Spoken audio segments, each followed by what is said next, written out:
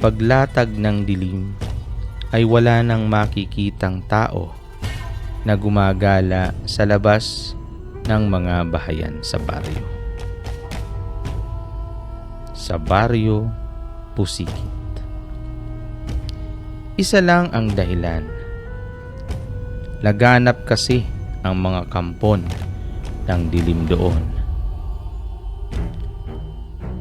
Kaiba sa ibang komunidad, tila hati ang mga tao at mga kampon ng dilim sa pag-aari ng baryo. Kung ang araw ay para sa mga tao, ang gabi naman ay para sa mga kampon ng dilim. Minsan ay hindi naiwasang gabihin sa pag-uwi sina Mamay Badong at ang 10 taong gulang nitong apo na si Ardo. Kilalang mahusay na albularyo ang matanda at kung saan-saan ito nakakarating dahil sa panggagamot. Nang araw na iyon ay isinama ng una ang apo nang sunduin sa isang malayong lugar ng baryong iyon. Mamay Badong kung tawagin ang matanda. Bakas sa mukha ni Ardo ang matinding kaba. Mamay, pakiramdam ko ay may nagmamasid sa atin. Kulubot ang tinig ng bata na kumapit ng mahigpit sa kanyang lolo.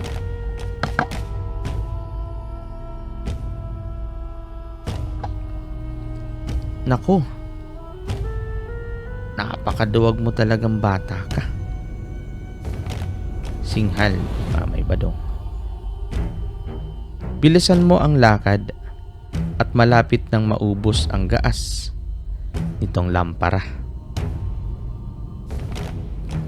Walang ano-ano ay bigla silang may narinig na pagaspas.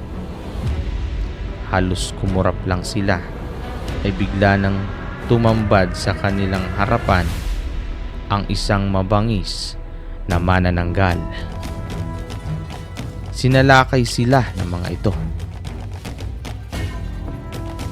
Bago pa nakaiwas ay nadagit na ito si Ardo. Mamay! Hilakbot na sigaw ng bata. Walang takot na mabilis na iwinasiwas ni Mamay Badong ang dalang binditadong latigo. Agad naman iyong pumulupot sa liig ng manananggal. Pagkuhan ay mabilis ring hinaltak ng albularyo ang latigo. Pasubsob na bumagsak sa lupa ang manananggal. Walang humpay na pinaghahagupit ni Mamay Badong ng latigo ang kampo ng dilim. Namilipit ito sa sakit at nang makatsyempo ay lumipad patakas. Ardo, akin na ang sibat ko, sigaw ng matanda. Heto po. Mabilis na iniabot ni Ardo ang kawayang sibat ni lolo niya. Todo lakas na sinibat ni Mamay Badong ang manananggal na tumakas.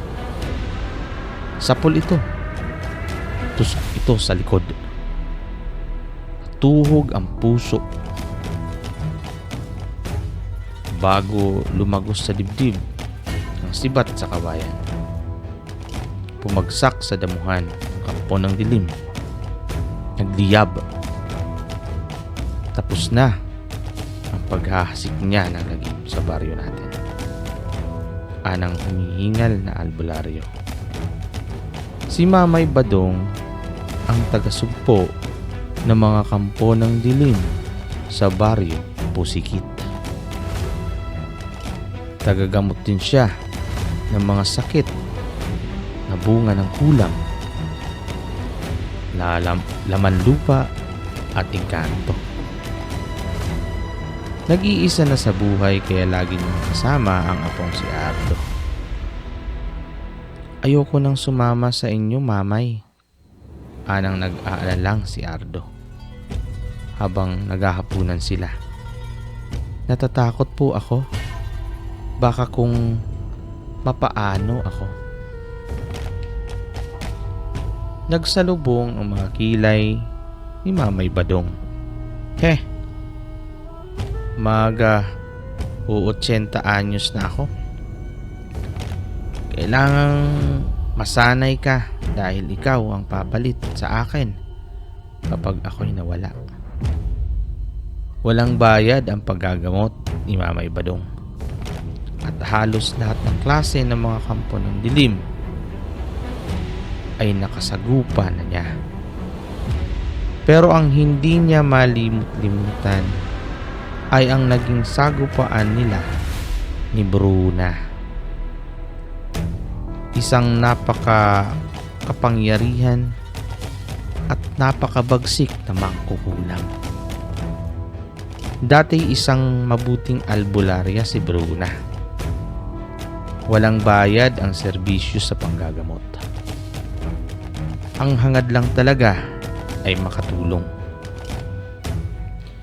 Malaberhen ang maamong mukha ni Bruna.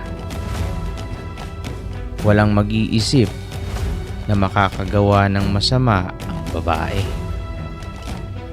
Ngunit nangyaring ito nang magpakasal sa iba ang kanyang pinakamamahal na nobyo.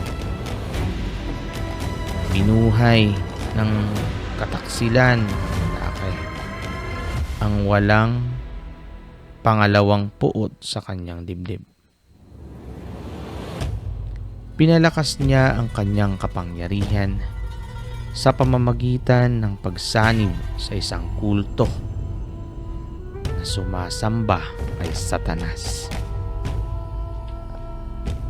Ang unang naging biktima ng kanyang kasamaan ay ang babaeng naging kaagaw sa pag-ibig. Pinalaki niya ang tiyan nito hanggang sa parang bulkang sumabog. Malagim din ang kamatayang sinapit ng taksil na nobyo ni Bruna.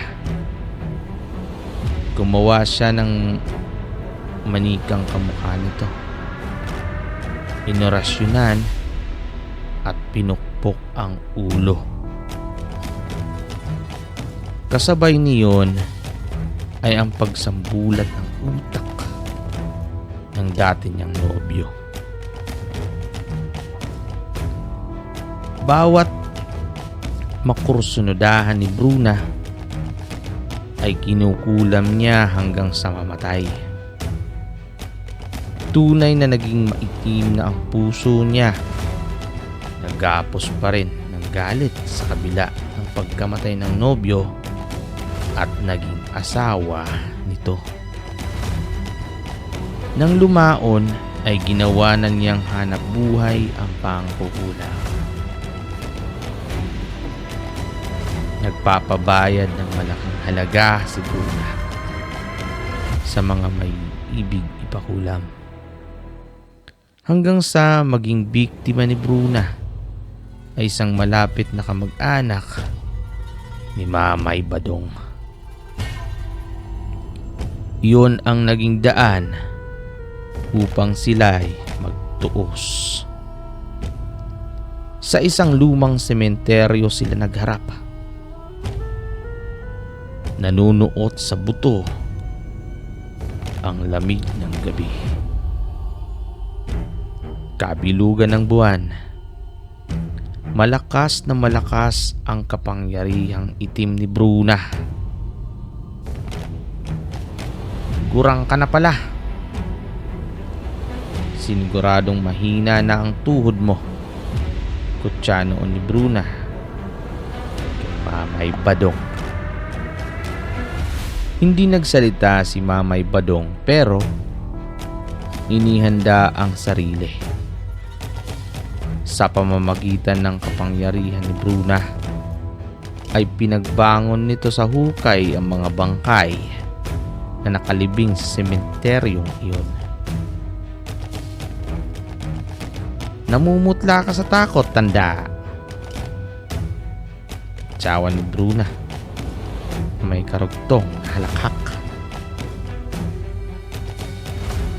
Sa pagkakataoy, lumutang sa ere si Bruna. Lampas tao ang taas. Makapangyarihan ang tinig na nag-utos sa nangabuhay sa mga bangkay.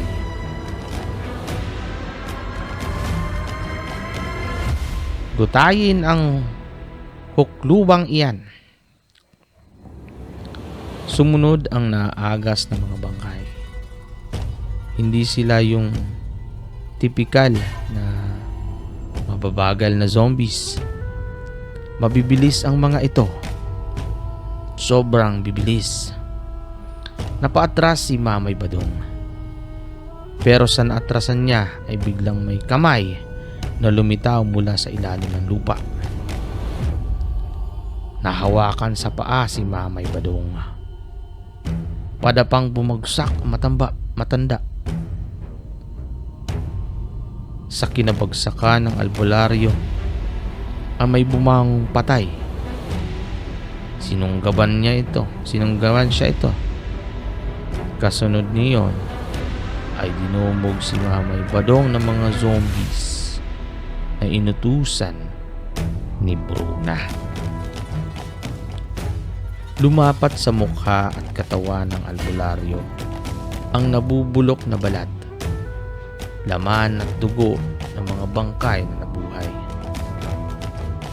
At ang umaalingasaw na baho ng mga ito ay halos ikapugto ng kanyang hininga.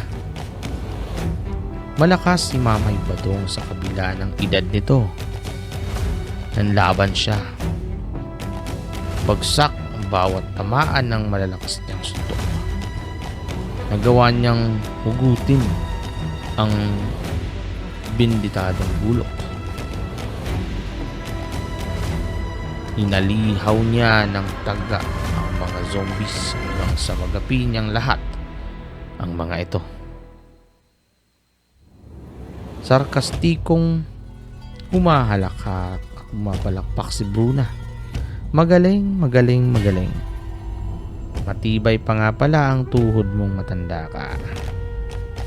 Humahalakhak pa ang mangkukulam. Mas malakas. Mas nakakapangilabot. Patuloy lang sa paghahalakhak si Bruna. Umagos ang dugo sa bibig hanggang sa bumulwak. Bigla itong huminto sa paghalakhak. Tumalim ng husto ang mukha.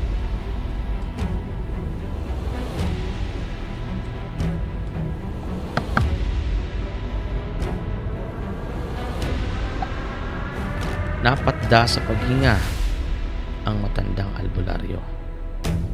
Naramdaman niya na may gagawin pang mas kagimbal-gimbal si Bruna. Ano nga't bigla siyang sinukahan nito ng dugo. Lapnos ang katawan ni Mamay Badong.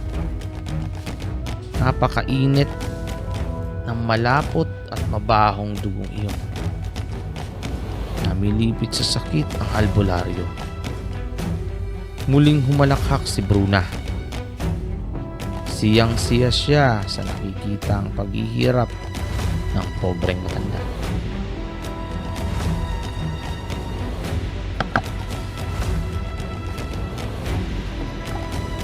Maya-maya'y umikot ang ulo ng mga kulam. Marahan na biglang bumilis. Bigla ring huminto. Upang kaipalay ang katawan nitong umikot. Pabilis ng pabilis. Hanggang sa magmistulang ipo-ipo ang umiikot nitong katawan. Kung ano man ang mas kagimbal-gimbal pang binabalak gawin ni Bruna ay hindi na hinintay pa ni Mamay Badong na may sa katuparan nito. Mabilis niyang hinubad sa leeg ang medalyong Haring Agimat at dalawang kamay na itinaas paturo sa langit. Huwag niyo pong ipahintulot na maghari ang itim na kapangyarihan ng alagad ng itlog. Tulungan niyo po akong magapi siya. Sukat tooy biglang gumuhit ang matalim na kidlat sa langit. Tumama ang kidlat sa Haring Agimat. Tumalbog iyon at nangangalit sa sumapul kay Bruna. Natupok ang mangkukulam. Ngunit nanatiling buhay at nakatindig sa ere. Sumuka ng dugo.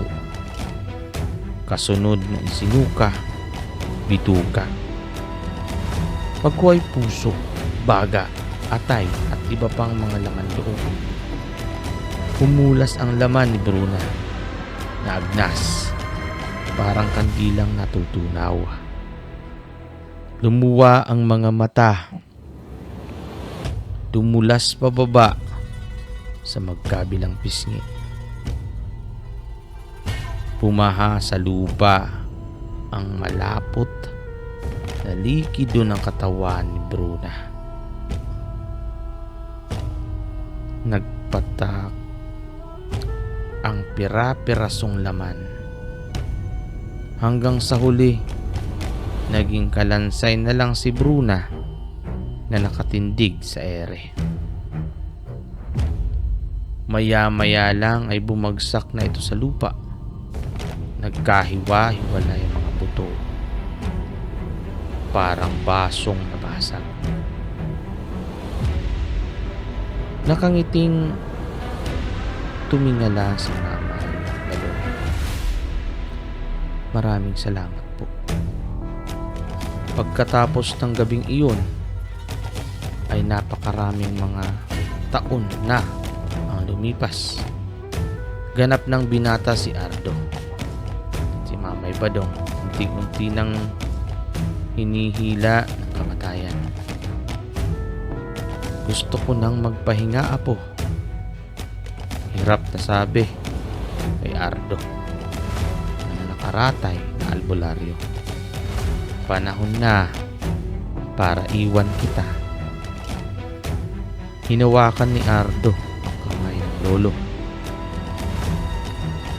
Ito lang ang tangi niyang kamag-anak at hindi madaling tanggapin na iiwan siya nito.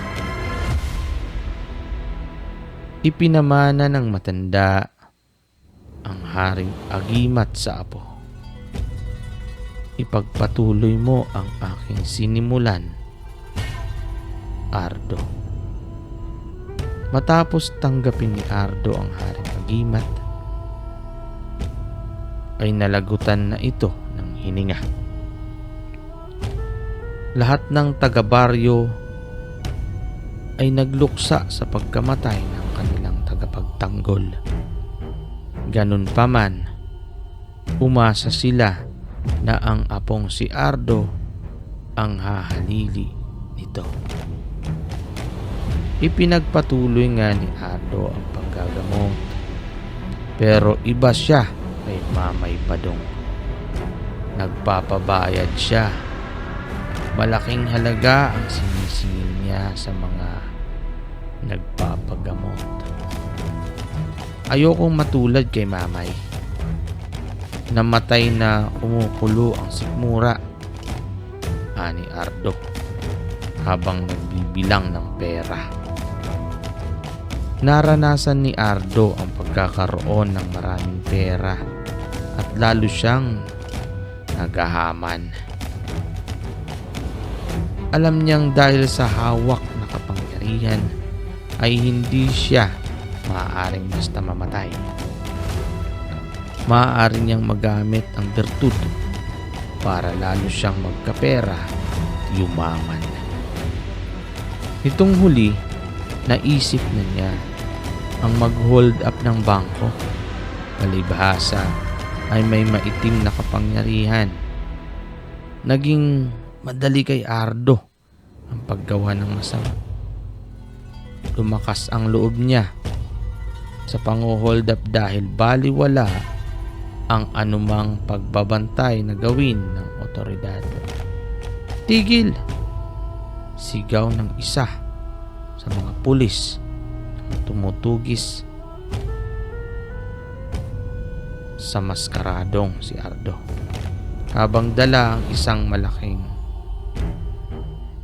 duffel bag ng salapi habang tumatakas. Kahit barilin niyo ako hindi ako titigil, mga buwang. Malakas na ang halakhak binata.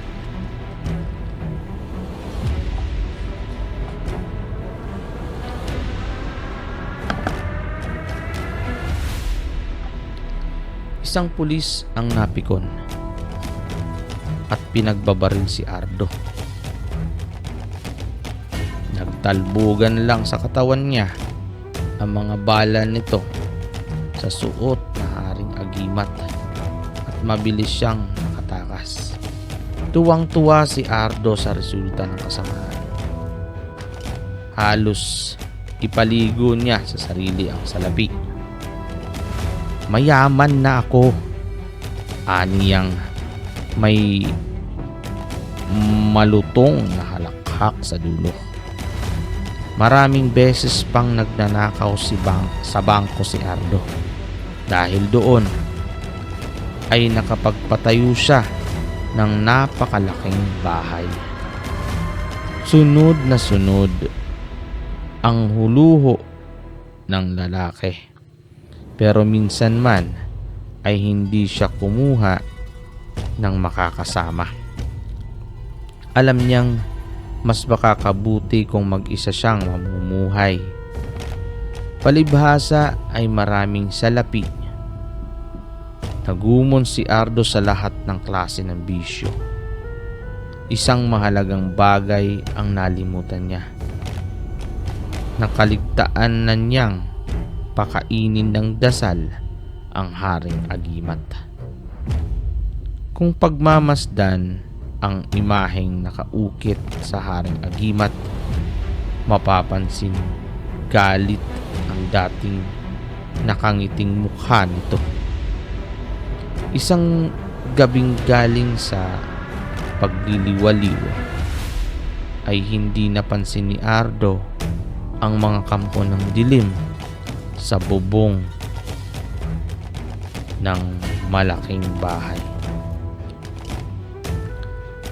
Naghihintay sa kanya ang mga kapre, tikbalang, manananggal, mga tiyanak. Pinamumunuan ang mga ito ni Bruna. Muling nabuhay si Bruna dahil na rin sa wala ng lakas na kumokontrol sa kanya mula sa haring agimat.